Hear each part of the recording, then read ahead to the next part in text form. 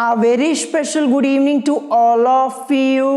स्वागत है आपका हमारे चैनल स्टडी विद अभिमान में। आज मैं आप लोगों के लिए पॉलिटेक्निक एंट्रेंस एग्जाम के लिए साइंस में फिजिक्स के एक मोस्ट इंपॉर्टेंट चैप्टर सरल लोलक, तरंग गति एवं ध्वनि, जिसको हम इंग्लिश में बोलते हैं simple pendulum, wave motion and sound, इस चैप्टर का पार्ट 2 लेकर आया हूं। तो इससे पहले मैंने इस चैप्टर का पार्ट 1 ऑलरेडी अपलोड कर दिया है, जहां पे मैंने आपको इस चैप्टर के कुछ मोस्ट इंपॉर्टेंट थ्योरी पार्ट्स और कुछ मोस्ट इंपॉर्टेंट कॉन्सेप्ट्स डिटेल में बताए हुए हैं। तो अगर अभी तक आप लोगों ने पार्ट 1 वाली वीडियो को नहीं देखा है तो इस वीडियो की लिंक मैंने आप लोगों को डिस्क्रिप्शन बॉक्स में दे दी है, आप वहां से जाकर इस वीडियो को देख सकते हैं। तो चलिए फिर आज की इस वीडियो को स्टार्ट करते हैं। तो आज की इस वीडियो में मैं आप लोगों को इस चैप्टर के कुछ most important theory parts detail में करवाने वाला हूं। फिर उसके अलावा मैं आप लोगों को यहां पे जो इस चैप्टर के थ्योरी पार्ट के बीच में से क्वेश्चंस बनते हैं वो भी मैं आपको डिटेल में बताने वाला हूं। और मैं आपको पहले ही बता दे रहा हूं कि आज की इस वीडियो में मैं आपको जो यहां पे थ्योरी पार्ट बताने वाला हूं, ये थ्योरी पार्ट आपका मोस्ट इंपॉर्टेंट है, क्योंकि यहां से कई क्वेश्चंस आपके पूछे जा सकते हैं आपके एंट्रेंस एग्जाम में, ध्यान रखिएगा। तो चलिए फिर आज की इस वीडियो को स्टार्ट करते हैं और देखते हैं आज का हमारा फर्स्ट टॉपिक यहां पे क्या दिया है। तो जैसा कि अपने स्क्रीन के ऊपर आप लोग यहां पे देख पा रहे होंगे, यहां पे लिखा हुआ है तरंग गति, जिसको हम इंग्लिश में क्या बोलते हैं, इंग्लिश में इसे हम बोलते हैं वेव मोशन। तो चलिए देखते हैं आखिर तरंग गति ये क्या होती है। तो जैसा कि आप लोग अपनी स्क्रीन के ऊपर यहां पे देख पा रहे होंगे, यहां पे लिखा है कि जब कोई वस्तु किसी माध्यम में कंपन करती है तो वह माध्यम के उन कणों को गतिमान कर देती है जो उसके समीप होते हैं, यानी जो उसके पास होते हैं। फिर इसके बाद आगे यहां पे लिखा है कि इस प्रकार माध्यम में एक विक्षोभ यानी डिस्टरबेंस उत्पन्न हो जाता है। इसी विक्षोभ के आगे बढ़ने की प्रक्रिया तरंग गति यानी वेव मोशन कहलाती है। ये आपको यहां पे ध्यान रखना है। तो क्या लिखा था कि जब कोई वस्तु किसी माध्यम में कंपन करती है तो वह माध्यम के उन कणों को गतिमान कर देती है जो उसके समीप होते हैं, यानी जो उसके पास होते हैं। इस प्रकार माध्यम में एक विक्षोभ यानी डिस्टरबेंस उत्पन्न हो जाता है। इसी विक्षोभ के आगे बढ़ने की प्रक्रिया तरंग गति यानी वेव मोशन कहलाती है। फिर इसके बाद आगे यहां पे क्या लिखा हुआ है, आगे यहां पे लिखा है कि तरंग गति में माध्यम के कण अपनी साम्य स्थिति के दोनों ओर कंपन करते हैं, यानी तरंग गति में जो माध्यम के कण होते हैं वो अपनी साम्य स्थिति के दोनों ओर कंपन करते हैं। फिर इसके बाद आगे लिखा हुआ यहां पे कि आगे वाले कणों की गति कुछ समय बाद पीछे वाले कणों की गति के समान हो जाती है। फिर इसके बाद यहां पे एक मोस्ट इंपॉर्टेंट लाइन लिखी हुई है। क्या लिखा है, यहां पे लिखा है कि तरंग के रूप में ऊर्जा एक स्थान से दूसरे स्थान तक संचरित होती है। इस लाइन को अच्छे से याद कर लीजिएगा, मोस्ट इंपॉर्टेंट है। क्या लिखा है कि तरंग के रूप में ऊर्जा एक स्थान से दूसरे स्थान तक संचरित होती है। यहां से आपसे क्वेश्चन पूछा जा सकता है, ध्यान रखिएगा। फिर इसके बाद आगे क्या लिखा है, आगे यहां पे लिखा है जबकि माध्यम के कण अपने स्थान पर ही रहते हैं। जो माध्यम के कण होते हैं वो अपने स्थान पर ही रहते हैं, ये भी आपको यहां पे ध्यान रखना है। तो ये आपका टॉपिक यहां पे हो गया तरंग गति। अब इसके बाद देखते हैं नेक्स्ट टॉपिक हमारा क्या दिया है। तो नेक्स्ट टॉपिक जो हमारा दिया है ये मोस्ट इंपॉर्टेंट है, ध्यान रखिएगा। तरंगों के प्रकार, जिसको हम इंग्लिश में क्या बोलते हैं, टाइप ऑफ वेव्स। यहां से आपके एंट्रेंस एग्जाम में कई क्वेश्चन पूछे जा सकते हैं। यह टॉपिक आपका मोस्ट इंपॉर्टेंट है। अभी मैं आपको क्वेश्चंस भी बताऊंगा कि कैसे क्वेश्चंस आपसे पूछे जा सकते हैं। तो चलिए देखते हैं यहां पे क्या लिखा है। यहां पे लिखा है कि तरंगे दो प्रकार की होती हैं। सबसे पहले यहां पे लिखा है यांत्रिक तरंग। यांत्रिक तरंग को हम इंग्लिश में क्या बोलते हैं, मैकेनिकल वेव्स बोलते हैं, ठीक है। फिर इसके बाद यहां पे लिखा है तथा विद्युत चुंबकीय तरंग। विद्युत चुंबकीय तरंग को हम इंग्लिश में क्या बोलते हैं, इलेक्ट्रोमैग्नेटिक वेव्स बोलते हैं। ये भी आपको यहां पे ध्यान रखना है। तो यहां पे देखते हैं सबसे पहले यांत्रिक तरंगों के बारे में बताया गया। क्या लिखा है यहां पे, यांत्रिक तरंगे, जिसको हम इंग्लिश में क्या बोलते हैं, मैकेनिकल वेव्स बोलते हैं, ठीक है। तो चलिए देखते हैं यांत्रिक तरंगे क्या होती हैं। तो यहां पे लिखा है वे तरंगे जिनके संचरण के लिए भौतिक माध्यम की आवश्यकता होती है यांत्रिक तरंगे कहलाती हैं। अब देखिए यहां से आपसे एक क्वेश्चन पूछा जा सकता है। कैसे क्वेश्चन पूछा जाएगा मैं आपको बता दूं। आपसे पूछ लिया जाएगा कि वे तरंगे जिनके संचरण के लिए भौतिक माध्यम की आवश्यकता होती है उन तरंगों को हम क्या कहते हैं। तो देखिए यहां पे क्या लिखा है, वे तरंगे जिनके संचरण के लिए भौतिक माध्यम की आवश्यकता होती है यांत्रिक तरंगे कहलाती हैं। या फिर आप इसे ऐसे भी बोल सकते हैं कि वे तरंगे जो किसी पदार्थिक माध्यम जैसे ठोस, द्रव अथवा गैस में संचरित होती हैं यांत्रिक तरंगे यानी मैकेनिकल वेव्स कहलाती हैं। यह भी आपको ध्यान रखना, आप ऐसे भी बोल सकते हैं। एक बार मैं फिर से आपको रिपीट करके बता देता हूं, वे तरंगे जो किसी पदार्थिक माध्यम यानी ठोस, द्रव अथवा गैस में संचरित होती हैं यांत्रिक तरंगे कहलाती हैं। ठीक है, अब यहां पे कुछ एग्जाम्पल्स दिए गए हैं यांत्रिक तरंगों के, जैसा कि आप लोग देख पा रहे होंगे। यहां पे लिखा है वाद्य यंत्रों में लगे तार में उत्पन्न तरंगे। ठीक है, ये पहला एग्जाम्पल है। फिर इसके बाद पानी के पृष्ठ पर उत्पन्न तरंगे इत्यादि, ये सब यांत्रिक तरंगों के एग्जाम्पल्स यहां पे दिए गए हैं। तो आपको एग्जाम्पल्स लर्न कर लेने हैं। ठीक है, एग्जाम्पल क्या हो जाएगा, यहां पे सबसे पहले क्या लिखा है, वाद्य यंत्रों में, यानी जो बजाने वाले यंत्र होते हैं उन्हीं को वाद्य यंत्र कहते हैं। तो वाद्य यंत्रों में लगे तार में उत्पन्न तरंगे, फिर इसके बाद पानी के पृष्ठ पर उत्पन्न तरंगे इत्यादि, ये सब यांत्रिक तरंगों के उदाहरण हैं, यानी मैकेनिकल वेव्स के एग्जांपल्स हैं। ये आपको ध्यान रखना है। फिर इसके बाद यहां पे क्या लिखा हुआ है, यहां पे लिखा हुआ है कि यांत्रिक तरंगे दो प्रकार की होती हैं। देखिए यांत्रिक तरंगे भी कितने प्रकार की होती हैं, दो प्रकार की होती हैं। तो चलिए देखते हैं फर्स्ट टाइप यहां पे क्या दिया है। फर्स्ट टाइप यहां पे दिया है अनुप्रस्थ तरंगे, जिसको हम इंग्लिश में बोलते हैं ट्रांसवर्स वेव्स। देखिए अनुप्रस्थ तरंगे, यहां से आपके एंट्रेंस एग्जाम में कई बार क्वेश्चंस पूछे जा चुके हैं और थ्योरी पार्ट के बीच में से ही क्वेश्चन पूछे आते हैं, ये मैं आपको पहले ही बता देता हूं।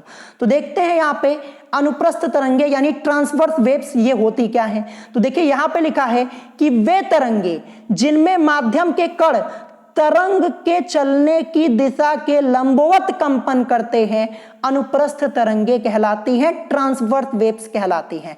अब यहां से आपको देखने को मिलेगा एक क्वेश्चन, कैसे पूछा जाएगा, आप लोगों से पूछ लिया जाएगा कि वे तरंगे जिनमें माध्यम के कण तरंग के चलने की दिशा के लंबवत कंपन करते हैं उन तरंगों को हम क्या कहते हैं, या फिर वो तरंगे क्या कहलाती हैं। तो ये तरंगे अनुप्रस्थ तरंगे यानी ट्रांसवर्स वेव्स कहलाती हैं। ये आपको यहां पे याद कर लेना। देखिए ये डेफिनेशन आपको याद होनी चाहिए क्योंकि यहां से क्वेश्चन पूछा जा सकता है, मैंने आपको पहले ही बता दिया। फिर इसके बाद क्या लिखा है कि माध्यम के कणों की अपनी साम्यावस्था के दोनों ओर के अधिकतम विस्थापन को श्रृंग व गर्त कहते हैं। फिर इसके बाद आगे लिखा है कि अनुप्रस्थ तरंग माध्यम में श्रृंगों व गर्तों के रूप में बढ़ती है। देखिए ये मोस्ट इंपॉर्टेंट लाइन आपके लिखी है, जो अनुप्रस्थ तरंग है यानी ट्रांसवर्स वेव्स हैं, ये माध्यम में श्रृंगों व गर्तों के रूप में आगे बढ़ती हैं। ठीक है, श्रृंगों व गर्तों के रूप में बढ़ती हैं, ये आपको ध्यान रखना। अभी मैं आपको फिगर के माध्यम से समझा दूंगा। अब देखिए यहां पे अनुप्रस्थ तरंगों के कुछ एग्जाम्पल्स दिए गए हैं, वो मैं आपको बताने जा रहा हूं।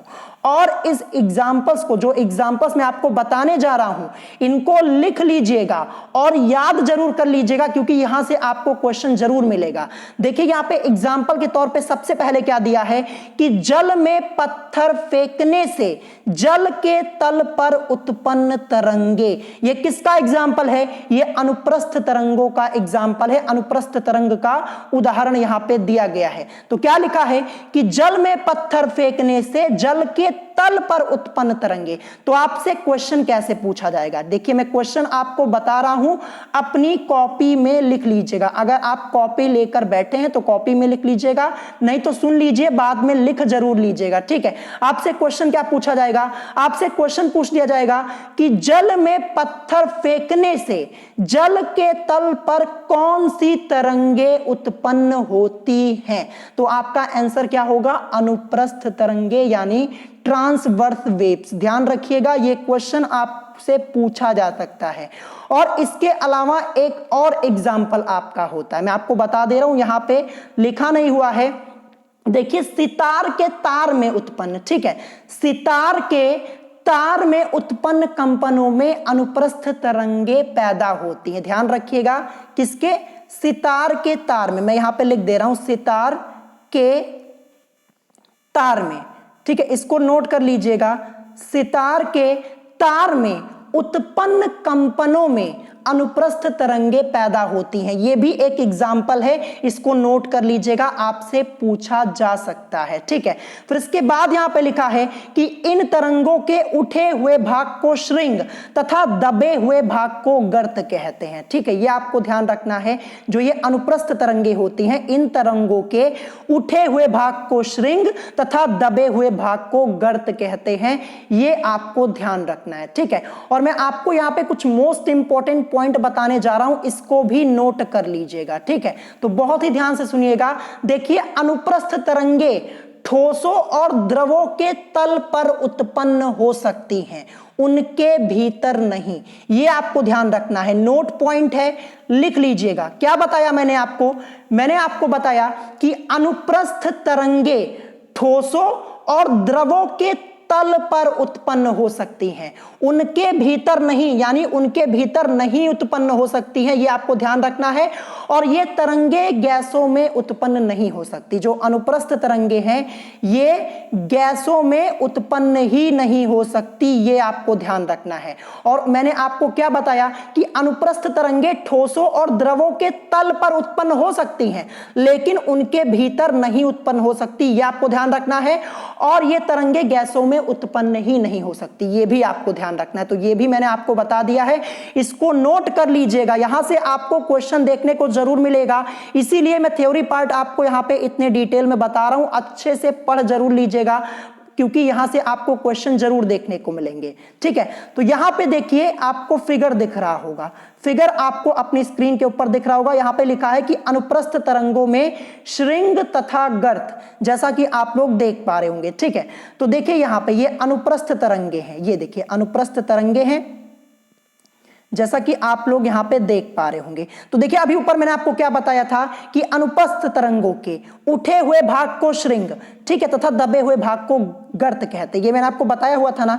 तो देखिए, ये अनुप्रस्थ तरंग फिगर आपको यहां पे दिख रहा होगा। तो देखिए, जो इसका ये उठा हुआ भाग है, ये उठा हुआ भाग है ना, ये देखिए ये उठा वाला भाग है, इसको हम क्या कहते हैं? इसको हम श्रृंग कहते हैं। क्या कहते हैं? श्रृंग कहते हैं। यही यहां पे लिखा हुआ था कि इन तरंगों के उठे हुए भाग को श्रृंग, ठीक है, उठे हुए भाग को श्रृंग।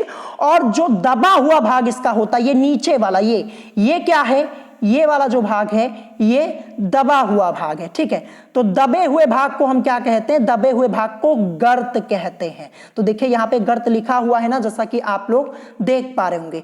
तो आई होप आपको ये यहां पे समझ में आ गया होगा। ठीक है, तो यही यहां पे लिखा हुआ था कि इन तरंगों के उठे हुए भाग को श्रृंग तथा दबे हुए भाग को क्या कहते हैं? गर्त कहते हैं। ठीक है, ये आपको ध्यान रखना है। फिर इसके बाद देखिए, यहां पे फिगर में आपको समझा देता हूं। देखिए, ये अनुप्रस्थ तरंगे आपकी, ठीक है, ये ऐसे यहां पे आ रही हैं। उठे हुए भाग को मैंने आपको क्या बता दिया? श्रृंग कहते हैं, दबे हुए भाग को गर्त कहते हैं, ये मैंने आपको बता दिया। और देखिए ये क्या है? ये तरंग के संचरण की दिशा है, जैसा कि आप लोग देख पा रहे होंगे। और जो ये आपका यहां पे देखिए, ये वाला पार्ट जो बना हुआ है ऐसे करके, ये पार्ट आपका बना हुआ है ना, ये क्या है? ये लैम्डा यानी वेव लेंथ यहां पे है, यानी तरंग दैर्घ्य। ठीक है, यहां से यहां तक ये क्या है? ये तरंग दैर्घ्य है, वेव लेंथ, जिसको हम लैम्डा से रिप्रेजेंट करते हैं। अभी मैं आपको वेव लेंथ के बारे में आगे डिटेल में बताऊंगा, अभी बस आप यहां पे फिगर को समझ लीजिए। ठीक है, तो ये फिगर आपका है, जैसा कि आप लोग अपनी स्क्रीन के ऊपर देख पा रहे होंगे। यहां पे लिखा था अनुप्रस्थ तरंगों में श्रृंग तथा गर्त, ये आपको समझ में आ गया होगा। तो देखिए, ये टॉपिक आपका कंप्लीट हो जाता है। यहां पे आपको क्या करना है? सबसे बड़ी बात मैं आपको ये बता देता हूं, आपको यहां पे ये डेफिनेशन पता होनी चाहिए, हर हालत में इसको याद कर लीजिएगा। एंड जो मैंने आपको एग्जांपल्स यहां पे बताए हैं कि जल में पत्थर फेंकने से जल के तल पर उत्पन्न तरंगे, ये अनुप्रस्थ तरंगे होती हैं। और इसके अलावा एक और बताया था कि सितार के तार में उत्पन्न कंपनों में अनुप्रस्थ तरंगे पैदा होती हैं, ये आपको ध्यान रखना है। और ये भी ध्यान रखना है कि अनुप्रस्थ तरंगे ठोसों और द्रवों के तल पर उत्पन्न हो सकती है, उनके भीतर नहीं। और अनुप्रस्थ तरंगे गैसों में उत्पन्न नहीं हो सकती। इतनी बातें आपको यहाँ पे ध्यान रखनी है। अब इसके बाद देखते हैं आगे क्या दिया। सेकेंड टाइप हमारा दिया है यहाँ पे अनुदैर्घ्य तरंगे, जिसको हम इंग्लिश में क्या बोलते हैं? लॉन्गिट्यूडनल वेव्स, ये आपका यहाँ पे लिखा हुआ है। तो चलिए देखते हैं अनुदैर्घ्य तरंगे ये क्या होती हैं? तो देखिए यहां पे लिखा हुआ है कि वे तरंगे जिनमें माध्यम के कण तरंग की दिशा के समांतर कंपन करते हैं। क्या लिखा हुआ है कि तरंग की दिशा के समांतर कंपन करते हैं, अनुदैर्घ्य तरंगे कहलाती हैं। तो ये डेफिनेशन आपको लर्न कर लेनी है। सीधे सीधे आपसे यहां से क्वेश्चन पूछा जाएगा कि वे तरंगे जिनमें माध्यम के कण तरंग की दिशा के समांतर कंपन करते हैं, उन तरंगों को हम क्या कहते हैं? अनुदैर्घ्य तरंगे कहते हैं। ये आपको ध्यान रखना है, क्वेश्चन आपसे पूछा जा सकता है। ठीक है, फिर इसके बाद आगे क्या लिखा है कि ये तरंगे संपीड़न और विरलन के रूप में आगे बढ़ती हैं। ध्यान रखिएगा, ये तरंगे जो होती हैं अनुदैर्घ्य तरंगे, ये तरंगे संपीड़न और विरलन के रूप में आगे बढ़ती हैं। ठीक है, फिर इसके बाद यहां पे क्या लिखा है कि अनुदैर्घ्य तरंग के संचरण के दौरान वे स्थितियां जहां कंपन करते हुए माध्यम के कण पास पास होते हैं संपीड़न कहलाती है, तथा जहां माध्यम के कण दूर दूर होते हैं विरलन कहलाती है। अभी मैं आपको फिगर में दिखाऊंगा ना, तो आपको बड़े आसानी से यहां पे समझ में आ जाएगा। ठीक है, तो ये यहां पे लिखा है। फिर इसके बाद लिखा है कि संपीड़न वाले स्थानों पर माध्यम का घनत्व व दाब अधिक होता है। देखिए मोस्ट इंपॉर्टेंट लाइन आपकी यहां पे लिखी, क्या लिखा है कि संपीड़न वाले स्थानों पर माध्यम का घनत्व व दाब अधिक होता है, जबकि विरलन वाले स्थानों पर कम होता है। ये आपको याद कर लेना है, ये इंपॉर्टेंट है, यहां से क्वेश्चन आपसे पूछा जा सकता है। अब इसके बाद यहां पे एग्जाम्पल दिया है, ये मोस्ट इंपॉर्टेंट है, इसको नोट कर लीजिएगा। क्या लिखा है कि वायु में ध्वनि तरंगे अनुदैर्घ्य तरंगे होती हैं, लॉन्गिट्यूडनल वेव्स होती हैं। तो देखिए आपसे पूछा जा सकता है, एग्जाम्पल क्या है यहां पे कि वायु में ध्वनि तरंगे अनुदैर्घ्य तरंगे होती हैं। इसको याद जरूर कर लीजिएगा। ठीक है, ये आपको ध्यान रखना है। और उसके अलावा एक एग्जाम्पल मैं आपको और बता देता हूं, स्वरित्र। ठीक है, मैं लिख के आपको बता देता हूं, स्वरित्र द्विभुज। ठीक है, स्वरित्र द्विभुज यानी ट्यूनिंग फोक से उत्पन्न तरंगे अनुदैर्घ्य तरंगे होती हैं। ध्यान रखिएगा, स्वरित द्विभुज। ठीक है, क्या लिखा है? स्वरित द्विभुज, जिसको हम इंग्लिश में क्या बोलते हैं? ट्यूनिंग। ठीक है, ट्यूनिंग फोक बोलते हैं। ये आपको ध्यान रखना है। तो देखिए, स्वरित द्विभुज से उत्पन्न तरंगे अनुदैर्घ्य तरंगे होती हैं, ये आपको ध्यान रखना है। ये दूसरा एग्जाम्पल आपका है। देखिए पहला मैंने आपको क्या बताया, वायु में ध्वनि तरंगे अनुदैर्घ्य तरंगे होती हैं, और इसके अलावा स्वरित द्विभुज यानी ट्विनिंग फोक से उत्पन्न तरंगे अनुदैर्घ्य तरंगे होती हैं। लर्न कर लीजिएगा, मोस्ट इंपॉर्टेंट है ये आपका टॉपिक। ठीक है, फिर इसके बाद यहां पे क्या लिखा हुआ है? देखिए यहां पे लिखा है कि अनुप्रस्थ तरंगे केवल ठोसों या द्रवों के तल पर उत्पन्न हो सकती हैं। ये मैंने आपको ऊपर ही बता दिया है। ठीक है, अनुप्रस्थ तरंगे केवल ठोसों या द्रवों के तल पर उत्पन्न हो सकती हैं और गैसों में ये उत्पन्न नहीं हो सकती, ये मैंने आपको बताया। फिर इसके बाद जबकि अनुदैर्घ्य तरंगे ठोस, द्रव तथा गैस तीनों प्रकार के माध्यम में उत्पन्न हो सकती हैं। तो देखिए आपको ध्यान रखना है, जो अनुदैर्घ्य तरंगे हैं यानी लॉन्गिट्यूडनल वेव्स हैं, ये ठोस, द्रव तथा गैस तीनों प्रकार के माध्यम में उत्पन्न हो सकती हैं, जबकि जो अनुप्रस्थ तरंगे होती हैं ये केवल ठोसों या द्रवों के तल पर उत्पन्न हो सकती हैं और गैसों में उत्पन्न नहीं हो सकती हैं। ये किसके लिए है? अनुप्रस्थ तरंगों के लिए है। और अनुदैर्घ्य तरंगे जो होती हैं ये ठोस, द्रव तथा गैस तीनों प्रकार के माध्यम में उत्पन्न हो सकती हैं। तो ये भी आपको ध्यान रखना है, मोस्ट इंपॉर्टेंट पॉइंट है। अब देखिए यहां पे मैं आपको फिगर दिखाता हूं संपीड़न विरलन वाला। ठीक है, ये देखिए यहां पे लिखा है ना कि अनुदैर्घ्य तरंगों में संपीड़न तथा विरलन। ठीक है, अब यहां पे देखिए ये लैम्डा जो है ये क्या है? ये वेवलेंथ यहां पे होता है। लैम्डा के बारे में अभी आगे मैं आपको बताऊंगा।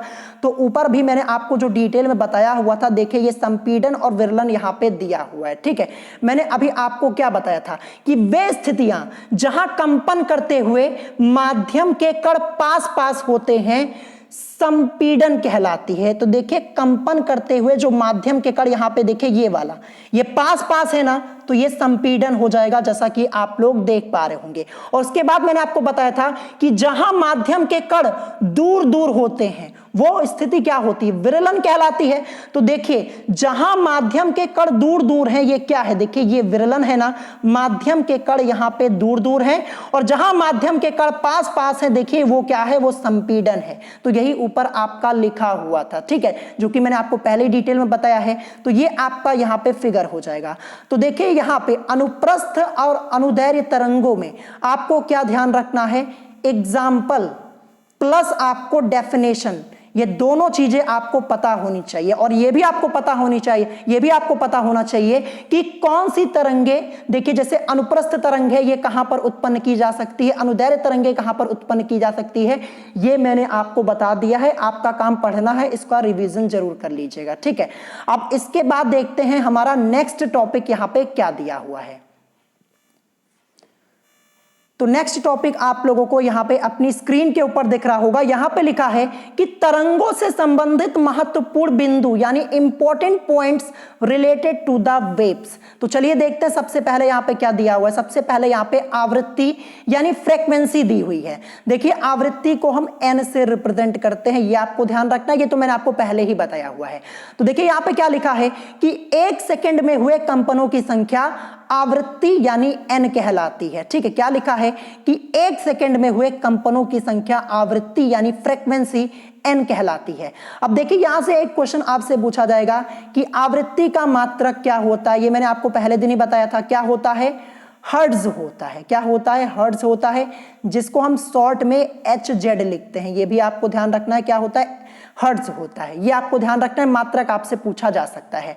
फिर इसके बाद यहाँ पे देखिए तरंग दैर्घ्य यानी वेव लेंथ दी गई है, ठीक है। अभी ऊपर मैंने आपको वेव लेंथ के बारे में बताया था। देखिए वेव लेंथ यहाँ पे ये टॉपिक आपका आ गया है। यहाँ पे लिखा है कि माध्यम के कण एक कंपन करने में, ठीक है, यहां पे क्या लिखा है कि माध्यम के कण के एक कंपन करने में लगे समय में तरंग जितनी दूरी तय करती है उसे तरंग दैर्घ्य यानी लैम्डा कहते हैं। देखिए तरंग दैर्घ्य को यानी वेव लेंथ को हम लैम्डा से रिप्रेजेंट करते हैं, ये आपको सबसे पहले समझ लेना है। देखिए जो तरंग दैर्घ्य है इसको हम लैम्डा से रिप्रेजेंट करते हैं। देखिए ध्यान रखिएगा, क्योंकि जब हम इस चैप्टर के न्यूमेरिकल्स को सॉल्व करेंगे तो तरंग दैर्घ्य आपको बहुत जगह लिखा हुआ मिलेगा, जिसको हम शॉर्ट में लैम्डा लिखेंगे, ठीक है। तो इसको ध्यान रखिएगा।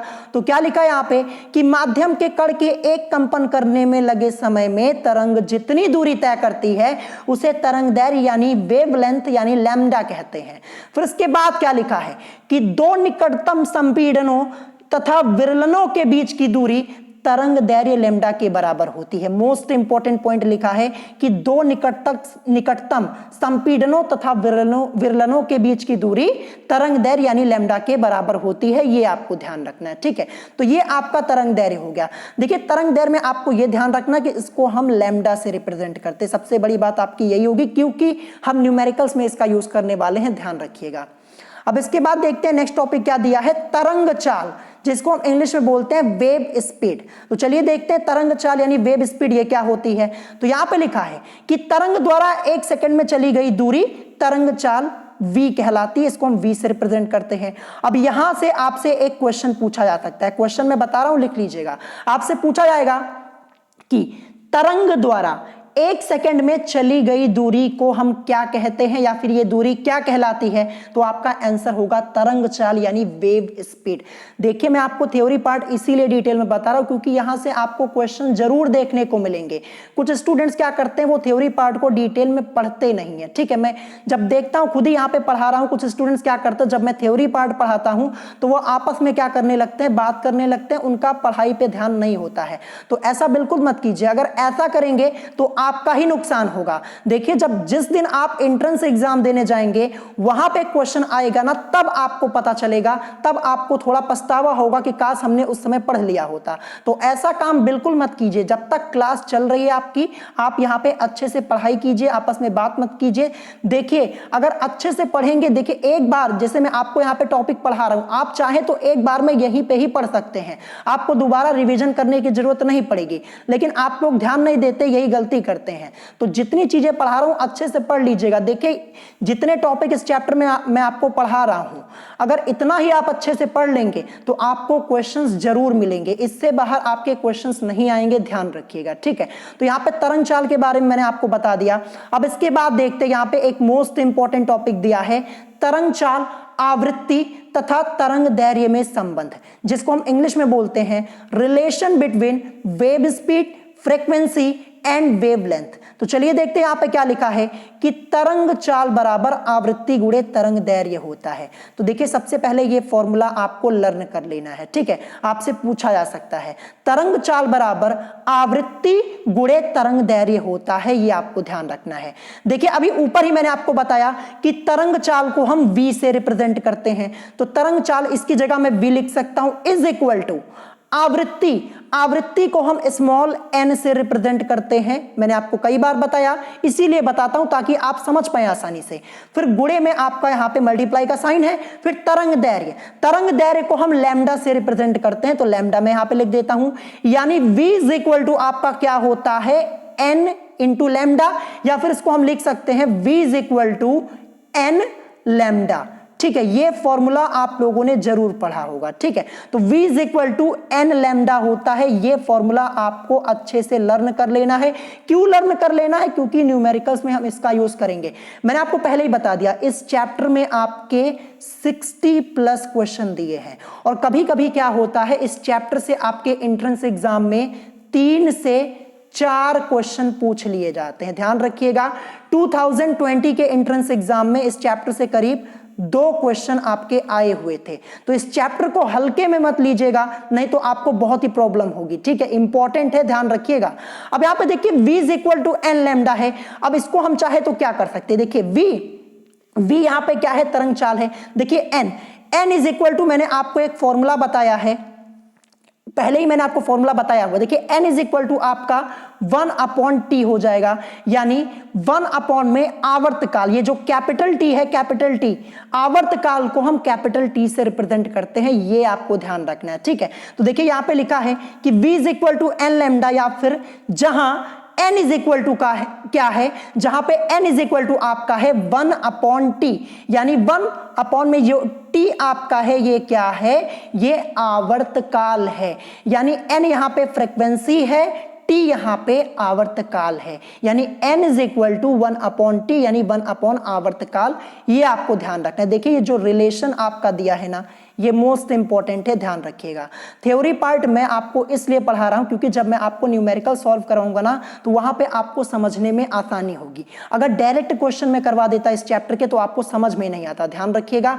अब इसके बाद देखते हैं नेक्स्ट क्या दिया है। नेक्स्ट टॉपिक हमारा दिया है तरंग की ऊर्जा तथा तीव्रता, यानी इंटेंसिटी ऑफ वेव, ये यहां पे दिया है। तो यहां पे लिखा है कि किसी स्थान पर तरंग की ऊर्जा तथा तीव्रता I कंपन के आयाम a के वर्ग के समानुपाती होती है, यानी I समानुपाती क्या होता है, a स्क्वायर के, ठीक है। ये आपका यहां पे लिखा है, क्या लिखा है कि किसी स्थान पर तरंग की ऊर्जा अथवा तीव्रता, तरंग की ऊर्जा चाहे तीव्रता, ठीक है, चाहे तरंग की ऊर्जा बोलिए चाहे तीव्रता बोलिए, तो किसी स्थान पर तरंग की ऊर्जा अथवा तीव्रता I कंपन के आयाम a के वर्ग के समानुपाती होती है, यानी I समानुपाती a स्क्वायर के, ये आपका होता है, ठीक है, ये आपको ध्यान रखना है।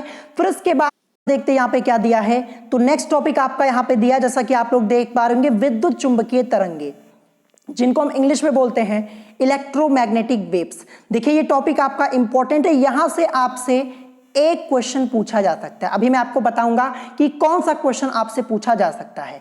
तो देखिए यहां पे लिखा है कि यांत्रिक तरंगों के अतिरिक्त कुछ इस प्रकार की तरंगे भी होती हैं जिनके संचरण के लिए माध्यम की आवश्यकता नहीं होती, विद्युत चुंबकीय तरंगे यानी इलेक्ट्रोमैग्नेटिक वेव्स कहलाती हैं। तो देखिए क्वेश्चन आपसे कहां से पूछा जाएगा, यहां से पूछा जाएगा। क्या लिखा है कि जिनके संचरण के लिए माध्यम की आवश्यकता नहीं होती। तो आपसे क्वेश्चन क्या पूछा जाएगा, क्वेश्चन मैं बोल रहा हूं, इसको इसको लिख लीजिएगा। आपसे पूछ दिया जाएगा कि जिन तरंगों के संचरण के लिए माध्यम की आवश्यकता नहीं होती उन तरंगों को हम क्या कहते हैं, तो उन तरंगों को हम कहते हैं विद्युत चुंबकीय तरंगे। ध्यान रखिएगा, ठीक है। जो विद्युत चुंबकीय तरंगे हैं इनको संचरण के लिए माध्यम की आवश्यकता नहीं होती है। ये आपको यहां पे ध्यान रखना है और यही आपका मोस्ट इंपॉर्टेंट पॉइंट है और यही एक सिंगल क्वेश्चन आपसे यहां से पूछा जा सकता है। ध्यान रखिएगा, ठीक है, जो कि मैंने आपको यहां पे डिटेल में बता दिया। फिर इसके बाद आगे क्या लिखा हुआ है, यहां पे लिखा हुआ है विभिन्न विद्युत चुंबकीय तरंगे, जिसको हम इंग्लिश में बोलते हैं वेरियस इलेक्ट्रोमैग्नेटिक वेव्स। देखिए यहां पे जैसा कि आप लोग देख पा रहे होंगे, पूरी यहां पे एक सारणी बनी हुई है, एक चार्ट बना हुआ है। एक तरफ यहां पे क्रम संख्या, फिर तरंग लिखी हुई है, फिर तरंग दैर्घ्य यानी वेवलेंथ, फिर यहां पे उत्पत्ति यानी उत्पत्ति कहां से होती है ये आपको बताया गया। तो देखिए सबसे पहले यहां पे क्या है, सबसे पहले यहां पे है दीर्घ तरंगे, ठीक है। तरंग का नाम दीर्घ तरंगे और इनकी तरंग दैर्घ्य कितनी होती है, वेवलेंथ इनकी कितनी होती है 10⁻⁷ से 10⁻³ मीटर तक। और ये इनकी उत्पत्ति कहां से होती है, दोलित्र विद्युत परिपथ द्वारा, यहां से इनकी उत्पत्ति होती है। ये आपको ध्यान रखना है। तो देखिए यहां पे मैं आपको एक मोस्ट इंपॉर्टेंट पॉइंट बताने जा रहा हूं, ध्यान रखिएगा। देखिए जो दीर्घ तरंगे हैं इनकी वेवलेंथ कितनी है 10⁻⁷ से 10⁻³ मीटर तक, जो कि सबसे ज्यादा है। यानी सबसे ज्यादा तरंग दैर्घ्य किसकी है, दीर्घ तरंगों की है। ये आपको ध्यान रखना है, आपसे क्वेश्चन के रूप में पूछा जा सकता है, ठीक है।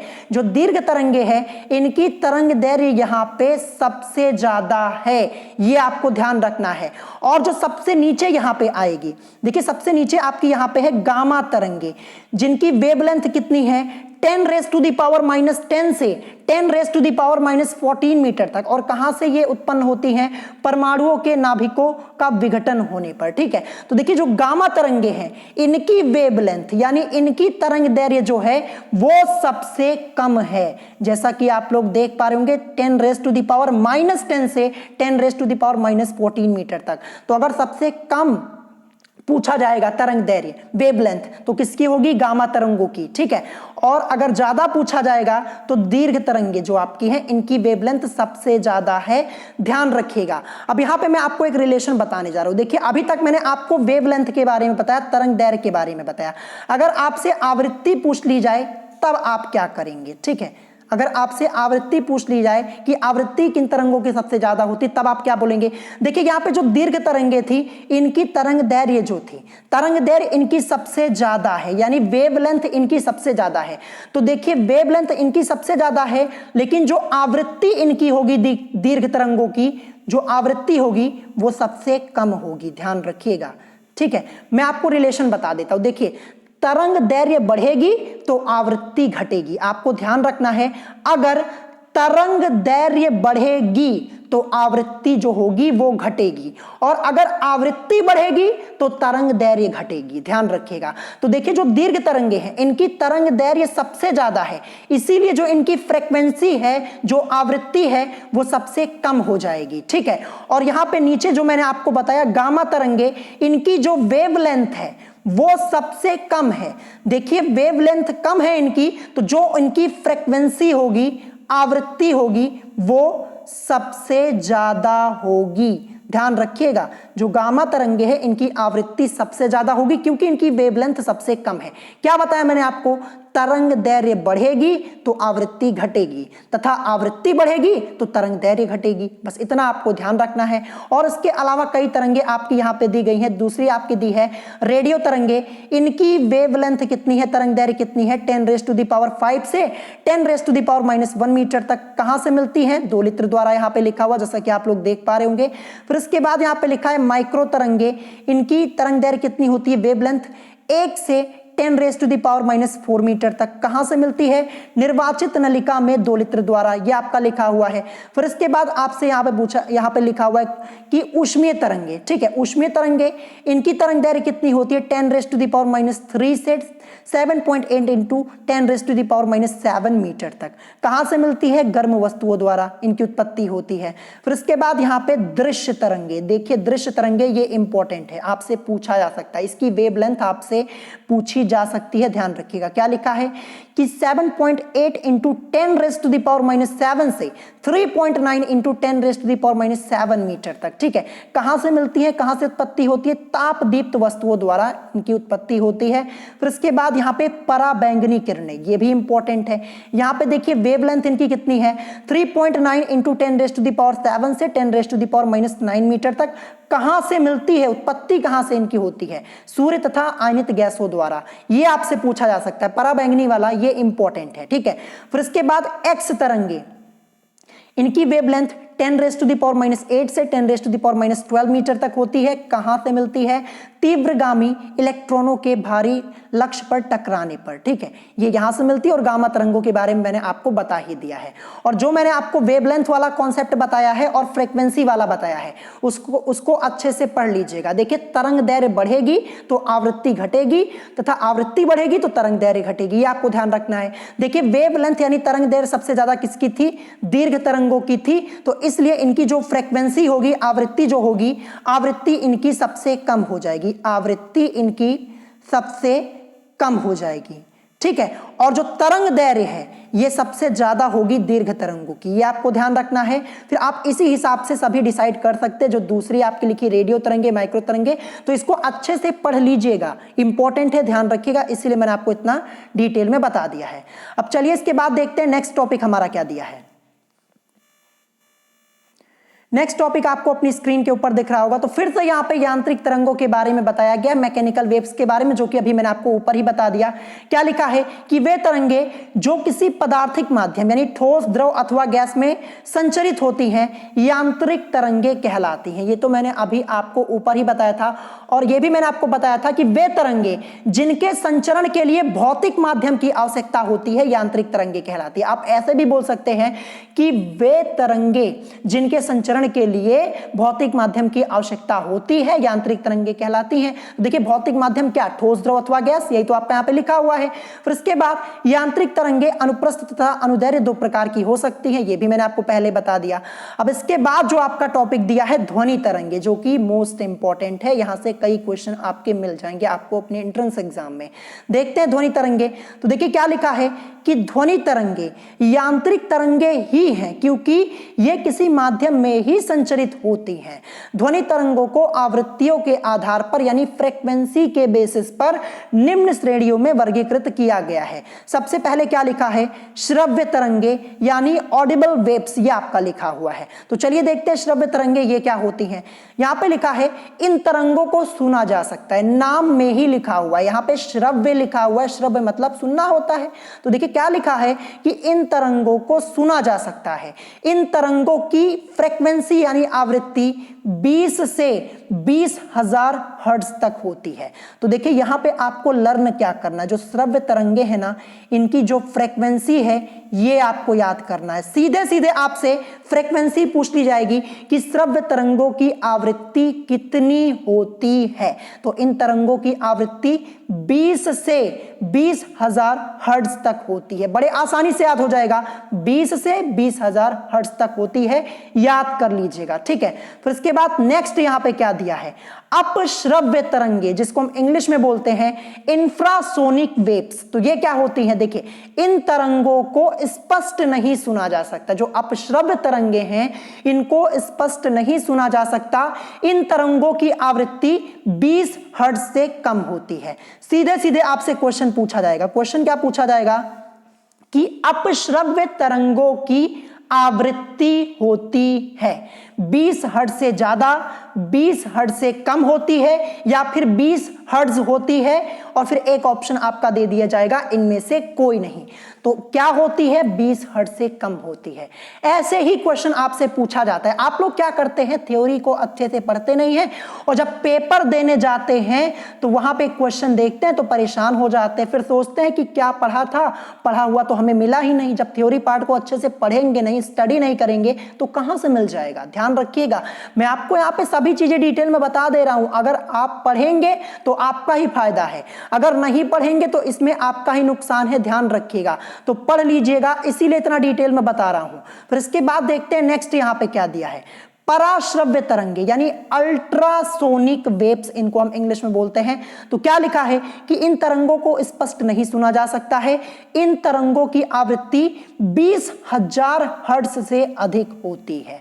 क्वेश्चन आपसे पूछा जाएगा, देखिए पराश्रव्य तरंगों की आवृत्ति होती है 20,000 हर्ट्ज से अधिक, 20,000 हर्ट्ज से कम, या फिर 20,000 हर्ट्ज होती है, या फिर इनमें से कोई नहीं। ऐसे ही आपसे क्वेश्चन पूछा जाएगा। अगर पढ़े रहेंगे, पता रहेगा कि हाँ 20,000 हर्ट्ज से अधिक होती है तो आंसर कर पाएंगे, और अगर नहीं पढ़ेंगे तो फिर छोड़ के चले आएंगे क्वेश्चन। तो ऐसा काम बिल्कुल मत कीजिएगा, पढ़ लीजिएगा, ठीक है। मैंने आपको पहले भी कई बार बताया, आधे से ज्यादा सिलेबस आपका कंप्लीट है, आपको रिवीजन करते हुए चलना है। पहले से रिवीजन करते चलिए और जो इस समय पढ़ा रहा हूं उसको पढ़ते चलिए, वैसे ही आपका एंट्रेंस एग्जाम क्लियर हो जाएगा। फिर इसके बाद आगे यहां पे क्या लिखा है कि इन तरंगों का उपयोग गठिया रोग तथा मस्तिष्क में ट्यूमर पता लगाने में किया जाता है। यहां से वीआईपी क्वेश्चन आपको देखने को मिलेगा, ठीक है, लिख लीजिए। वीआईपी क्वेश्चन आपको देखने को मिलेगा। क्या मिलेगा? आपसे पूछ लिया जाएगा कि किन तरंगों का उपयोग गठिया रोग तथा मस्तिष्क में ट्यूमर का पता लगाने में किया जाता है। तो आपका आंसर होगा पराश्रव्य तरंगे। अगर यही क्वेश्चन मैं आपसे डायरेक्ट पूछ लेता किसी दिन टेस्ट में तो कोई आंसर नहीं कर पाता, सबका आंसर गलत होता। तो वीआईपी क्वेश्चन ये आपका है, इसको नोट कर लीजिएगा और याद कर लीजिएगा, क्योंकि जब आगे आपका टेस्ट होगा तो यही क्वेश्चन मैं आपसे पूछूंगा। ध्यान रखिएगा, क्वेश्चन क्या बनेगा आपसे मैंने आपको बता ही दिया है पहले ही। तो देखिए, इन तरंगों का उपयोग गठिया रोग तथा मस्तिष्क में ट्यूमर का पता लगाने में किया जाता है, ये आपको ध्यान रखना है। फिर इसके बाद इन तरंगों से समुद्र की गहराई तथा समुद्र में डूबी हुई चट्टानों, मछलियों तथा पनडुब्बियों की स्थितियां ज्ञात की जा सकती हैं, ये भी आपको ध्यान रखना है। तथा पृथ्वी से उड़ते हुए हवाई जहाज की पृथ्वी से ऊंचाई नापी जा सकती है, ये भी आपसे पूछा जा सकता है, ध्यान रखिएगा। जो पराश्रव्य तरंगों वाला टॉपिक आपका है मोस्ट इंपॉर्टेंट है। अब आप यहां पे अंदाजा लगा पा रहे होंगे क्यों मैं आपको थ्योरी पार्ट इतना डिटेल में पढ़ा रहा हूं। देखिए, स्टूडेंट्स क्या करते हैं, उनका इंटरेस्ट नहीं होता थ्योरी पढ़ने में। अगर इंटरेस्ट नहीं रखेंगे तो फिर आप एंट्रेंस एग्जाम भी क्लियर नहीं कर पाएंगे, ये भी ध्यान रखिएगा। तो इसीलिए कह रहा हूं पढ़ जरूर लीजिएगा, ऐसे ही क्वेश्चन आपको देखने को मिलते हैं। फिर आप लोग क्या कहते हैं कि हमारी बुक से क्वेश्चन नहीं आया, पेपर बहुत टफ आ गया था इसलिए नंबर कम हो गया। तो ये सब कोई बहाना नहीं होता है, ध्यान रखिएगा। अगर पढ़ेंगे तो आपको पेपर टफ नहीं लगेगा, अगर नहीं पढ़ेंगे तो आपके लिए हर क्वेश्चन टफ है, हर एग्जाम आपके लिए टफ हो जाएगा, ध्यान रखिएगा। फिर इसके बाद अब देखते हैं नेक्स्ट टॉपिक हमारा क्या दिया है। देखिए, नेक्स्ट टॉपिक देखने से पहले मैं आपको यह बता देता हूं, श्रव्य तरंगे, अपश्रव्य तरंगे, पराश्रव्य तरंगे, इन तीनों की फ्रीक्वेंसी आपको लर्न होनी चाहिए हर हालत में। और जो मैंने आपको यहाँ पे पराश्रव्य तरंगों के कुछ इंपॉर्टेंट पॉइंट्स और क्वेश्चन बताए हैं, ये भी आपको अच्छे से लर्न कर लेना है। अब देखते हैं नेक्स्ट टॉपिक हमारा क्या दिया है, ध्वनि से संबंधित महत्वपूर्ण बिंदु, जिसको हम इंग्लिश में बोलते हैं important points related to the sound, ये आपका है। देखिए, यहां से आपके कई क्वेश्चन बनेंगे, अभी मैं आपको बता रहा हूं। सबसे पहले क्या लिखा है कि वायु में जल वाष्प बढ़ने से ध्वनि का वेग बढ़ जाता है। क्वेश्चन यहां से पूछा जाएगा, मैं आपको बता दे रहा हूं, लिख लीजिएगा। आपसे पूछा जाएगा कि वायु में जल वाष्प बढ़ने से ध्वनि के वेग पर क्या प्रभाव पड़ता है। चार ऑप्शन आपको दिए जाएंगे, ध्वनि का वेग बढ़ जाता है, ध्वनि का वेग घट जाता है, या कोई प्रभाव नहीं पड़ता है, या फिर इनमें से कोई नहीं। ऐसे आपसे क्वेश्चन पूछा जाएगा। तो आपको ध्यान रखना है कि वायु में जल वाष्प बढ़ने से ध्वनि का वेग बढ़ जाता है। फिर इसके बाद दिया है नेक्स्ट, ध्वनि के वेग पर दाब का कोई प्रभाव नहीं पड़ता। अब यहां से क्वेश्चन पूछा जाएगा कि ध्वनि के वेग पर दाब का क्या प्रभाव पड़ता है। चार ऑप्शन आपको दे दिए जाएंगे, अगर पढ़े रहेंगे तभी बता पाएंगे कि ध्वनि के वेग पर दाब का कोई प्रभाव नहीं पड़ता है। फिर इसके बाद थर्ड पॉइंट नेक्स्ट यहां पे है कि 1 डिग्री सेल्सियस ताप बढ़ने पर ध्वनि का वेग 0.6 मीटर पर सेकेंड बढ़ जाता है। वीआईपी क्वेश्चन ये भी आपका, ठीक है, वीआईपी क्वेश्चन ध्यान रखिएगा। क्या लिखा है कि 1 डिग्री सेल्सियस ताप बढ़ने पर ध्वनि का वेग 0.6 मीटर पर सेकेंड से बढ़ जाता है। ये आपका यहां पे लिखा हुआ है, आपसे पूछा जा सकता है, ठीक है। तो अच्छे से इसको लर्न कर लीजिएगा। फिर इसके बाद नेक्स्ट आपका है कि ध्वनि की चाल माध्यम के घनत्व के वर्गमूल के व्युत्क्रमानुपाती होती है। व्युत्क्रमानुपाती, ये आपको ध्यान रखना है कि ध्वनि की चाल ठीक है, ध्वनि की चाल जिसको हम v से रिप्रेजेंट करते हैं। ठीक है, ध्वनि की चाल माध्यम के घनत्व के वर्गमूल के व्युत्क्रमानुपाती होती है, यानी v व्युत्क्रमानुपाती होता है 1 में √d के। अब d क्यों लिखा? क्योंकि देखिए यहाँ पे घनत्व की बात हो रही है, घनत्व को इंग्लिश में डेंसिटी बोलते हैं, इसीलिए d से शॉर्ट में लिखते हैं। और वर्गमूल के व्युत्क्रमानुपाती होती है, यानी घनत्व के वर्गमूल के, तो यहाँ पे √ तो लगा ही रहेगा, तो ये आपको ध्यान रखना है। ठीक है, फिर इसके बाद नेक्स्ट यहाँ पे क्या दिया है, ये देखिए ध्वनि की चाल v इज इक्वल टू क्या होता है, v is equal to E/d, और वो भी √ के अंदर। ये आपका एक फॉर्मूला है जो कि आपसे सीधे सीधे पूछा जाएगा, जहां पे E क्या है, E माध्यम की प्रत्यास्थता है, ये आपको ध्यान रखना है। तो ध्वनि की चाल v इज इक्वल टू √ के अंदर E/d, जहां E माध्यम की प्रत्यास्थता है। ये भी एक आपका VIP question, most important question है, ध्यान रखिएगा। फिर इसके बाद नेक्स्ट यहां पे है कि जब ध्वनि एक माध्यम से दूसरे माध्यम में जाती है तो ध्वनि की चाल तथा तरंग दैर्घ्य बदल जाते हैं, जबकि आवृत्ति नहीं बदलती। ये भी आपका मोस्ट इंपॉर्टेंट है। 2 क्वेश्चन आपसे यहाँ पे पूछे आ सकते हैं। आपसे पूछ लिया जाएगा कि जब ध्वनि एक माध्यम से दूसरे माध्यम में जाती है तो ध्वनि की चाल तथा तरंग दैर्घ्य पर क्या प्रभाव पड़ता है, ये बदल जाते हैं, नहीं बदलते हैं, कोई प्रभाव नहीं पड़ता, ऐसे आपसे क्वेश्चन पूछा जाएगा। तो देखिए बदल जाते हैं, और जो फ्रीक्वेंसी होती है, आवृत्ति जो होती है, वो नहीं बदलती है, ये आपको ध्यान रखना है। फिर इसके बाद नेक्स्ट यहाँ पे है कि ध्वनि की चाल गैसों में सबसे कम, यहां से क्वेश्चन आपसे पूछा जाएगा कि ध्वनि की चाल सबसे कम किसमें होती है, गैसों में होती है। तो ध्वनि की चाल गैसों में सबसे कम, द्रवों में उससे अधिक तथा ठोसों में सबसे अधिक होती है। अगर आपसे पूछा जाए कि ध्वनि की चाल सबसे अधिक किसमें होती है, तो आपका आंसर होगा ठोसों में। सबसे कम किसमें होती है, गैसों में, ध्यान रखिएगा, ये आपसे क्वेश्चन पूछा जा सकता है। फिर इसके बाद नेक्स्ट यहां पे है 0 डिग्री सेल्सियस पर ध्वनि की चाल 332 मीटर पर सेकेंड, जल में 1460 मीटर पर सेकेंड तथा लोहे में 5100 यानी 5100 मीटर पर सेकेंड होती है। अब यहां से भी आपको क्वेश्चन देखने को मिल सकता है, इसीलिए मैंने आपको स्टार्टिंग में बताया था कि आज का थ्योरी पार्ट आपका मोस्ट इंपॉर्टेंट है। अगर मिस करेंगे, अगर एक भी पॉइंट आपने यहां से स्किप कर दिया, क्वेश्चन आया तो आप गलत करके आएंगे, ध्यान रखिएगा, तो पढ़ जरूर लीजिएगा। नेक्स्ट यहां पे है प्रतिध्वनि यानी इको, इसको हम इंग्लिश में क्या बोलते हैं, इको बोलते हैं। तो चलिए देखते हैं प्रतिध्वनि, जो कि इस चैप्टर का लास्ट टॉपिक हमारा है थ्योरी पार्ट का। फिर इसके बाद हम महत्वपूर्ण तथ्य देखेंगे, फिर थ्योरी पार्ट फिनिश। यहां पे लिखा है यदि किसी ध्वनि स्रोत से किसी परावर्तक तल की दूरी d हो, दूरी जो हो वो d हो, तो ध्वनि को परावर्तक तल तक पहुंचने तथा वापस आने में 2d दूरी तय करनी होगी। ठीक है, ध्यान रखिएगा, दोगुनी यहां पे हो जा रही है, 2d दूरी। देखिए क्या लिखा था, यदि किसी ध्वनि स्रोत से किसी परावर्तक तल की दूरी d हो तो ध्वनि को परावर्तक तल तक पहुंचने तथा वापस आने में 2d दूरी तय करनी होगी। यदि प्रतिध्वनि t सेकंड के बाद सुनाई देती है तो t is equal to 2d/v। देखिए ये जो फॉर्मूला है ना, इसका यूज करेंगे हम न्यूमेरिकल्स को सॉल्व करने के लिए। प्रतिध्वनि से रिलेटेड 2 से 3 क्वेश्चन आपके इस चैप्टर में दिए गए हैं। अगर फॉर्मूला नहीं पता होगा तो न्यूमेरिकल आप नहीं लगा पाएंगे। देखिए क्या लिखा था यहाँ पे, यदि प्रतिध्वनि t सेकंड के बाद सुनाई देती है तो t is equal to 2d/v, या फिर ध्वनि की चाल v इज इक्वल टू आपका क्या हो जाएगा, v is equal to 2d/t। ये दोनों फॉर्मूले आपको पता होना जरूरी है। ठीक है, तो यहां पे देखिए ये थ्योरी पार्ट आपका कंप्लीट होता है। मैं आपको बताता हूं महत्वपूर्ण तथ्य। देखिए महत्वपूर्ण तथ्य यहां पे लिखा हुआ है कि सरल आवर्त गति में कण की गति सदैव एक सरल रेखा पर होती है। आपसे पूछा जा सकता है सरल आवर्त गति में कण की गति सदैव एक सरल रेखा पर होती है, ये मैंने आपको पार्ट 1 में ही बताया है।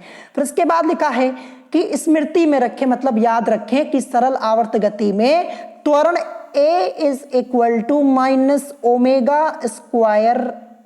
होता है। देखिए यहां पे ये ओमेगा लिखा हुआ है, ठीक है, ये ओमेगा का साइन होता है, आप लोगों ने पढ़ा होगा। देखिए आपको ध्यान रखना है कि सरल आवर्त गति में त्वरण, आपसे सीधे सीधे पूछ दिया जाएगा कि सरल आवर्त गति में त्वरण होता है, 4 ऑप्शन ऐसे दे दिए जाएंगे। तो A इज इक्वल टू यानी acceleration is equal to minus omega square X, जहां x इज इक्वल टू आपका विस्थापन यानी डिस्प्लेसमेंट, और जो ये ओमेगा है ये कांस्टेंट है यानी नियतांक है, ध्यान रखिएगा। फिर इसके बाद नेक्स्ट है कि सरल लोलक का आवर्तकाल t is equal to 2 pi under root के अंदर L अपॉन जी, तथा वह लोलक जिसका आवर्तकाल 2 सेकेंड हो, सेकेंड लोलक कहलाता है। ये मैंने आपको ऑलरेडी पढ़ा दिया है। फिर इसके बाद नेक्स्ट यहाँ पे है कि तरंगों से संबंधित महत्वपूर्ण बिंदु हैं आवृत्ति, तरंग दैर्घ्य, तरंग चाल तथा आवर्तकाल, सबकी डेफिनेशन डिटेल में मैंने आपको बताई हुई है। फिर इसके बाद नेक्स्ट है कि तरंगे मूलतः 2 प्रकार की होती हैं, यांत्रिक तथा अयांत्रिक तरंगे आपकी यहाँ पे लिखी हुई हैं। फिर इसके बाद ध्वनि तरंगे मुख्यतः 3 प्रकार की हैं, श्रव्य, अपश्रव्य तथा पराश्रव्य तरंगे। ध्वनि तरंगे 3 प्रकार की याद कर लीजिएगा। फिर इसके बाद नेक्स्ट यहां पे दिया है कि किसी माध्यम जिसका घनत्व d है में ध्वनि का वेग यहां पे आपका दिया हुआ है v व्युत्क्रमानुपाती होता है 1/√d, यानी d यहां पे डेंसिटी है, मैंने आपको अभी ऊपर ही बताया हुआ है, ठीक है। फिर या इसको हम आगे लिख सकते हैं, एक फॉर्मूला आपका होता है v इज इक्वल टू √ के अंदर e/d, जहां e माध्यम की प्रत्यास्थता होती है। तो देखिए इसी के साथ ये चैप्टर का जो थ्योरी पार्ट था वो आपका कंप्लीट हो जाता है। आज का लेक्चर थोड़ा लॉन्ग हो गया, काफी लंबा लेक्चर हो गया, लेकिन यहाँ पे थ्योरी पार्ट आपका कंप्लीट हो गया। अब नेक्स्ट पार्ट में हम क्या करेंगे, इस चैप्टर के न्यूमेरिकल्स प्लस क्वेश्चंस को सॉल्व करेंगे, जो कि आपके मोस्ट इंपॉर्टेंट क्वेश्चन होंगे, वो मैं आपको कराऊंगा। देखिए यहाँ पे 2 कंडीशन होती है। देखिए मैंने आपको जितने टॉपिक यहाँ पे पढ़ा दिया, अगर आप इनको अच्छे से पढ़ लेंगे, कॉन्सेप्ट अगर आपको पता रहेगा तो क्वेश्चन चाहे आपकी बुक से आए चाहे ना आए, देखिए कोई क्वेश्चन आपकी बुक में दिया गया है, ठीक है, वही क्वेश्चन क्या होता है आपके एंट्रेंस एग्जाम में पूछा जाता है, लेकिन क्या कर दिया जाता है, जो नंबर्स आपके होते हैं उनको कर दिया जाता है चेंज। तो देखिए जब नंबर चेंज हो जाता है तो इससे आपको कोई फर्क पड़ना ही नहीं चाहिए, क्योंकि देखिए जो आपका क्वेश्चन होता है, कॉन्सेप्ट तो वहां पे सेम वही लगेगा, फॉर्मूला भी वही लगेगा, बस नंबर चेंज हो जाता है।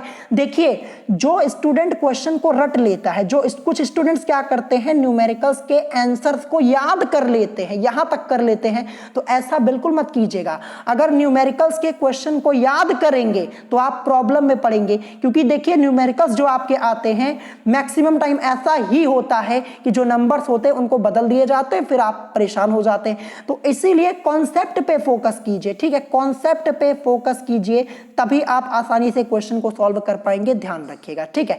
तो फिर आज की इस वीडियो में अगर आपको कोई बात नहीं समझ में आई हो तो आप मुझसे कमेंट करके पूछ सकते हैं, और अगर आज की वीडियो आप लोगों को पसंद आई हो तो वीडियो को लाइक करना मत भूलिएगा, और साथ ही साथ हमारे चैनल स्टडी विद अभिमान को सब्सक्राइब करना मत भूलिएगा। तो अभी भी आपका चैप्टर कंप्लीटली फिनिश नहीं हुआ है, अब इस चैप्टर के क्वेश्चन और न्यूमेरिकल्स में आपको करवाऊंगा। तो आज की वीडियो में इतना ही, मिलेंगे नेक्स्ट वीडियो में। Thanks for watching.